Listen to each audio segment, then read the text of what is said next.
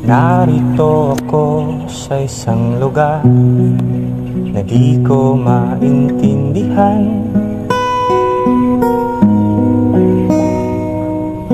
Nakikipagsapalaran sa buhay na ang hantungan ay kawalan.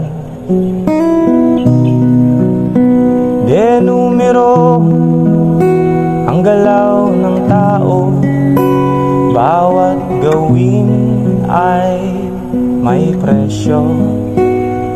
O narito ako sa isang lugar na di ko maintindihan. Daing ng tao'y di pinapansin, nililipad ng hangin.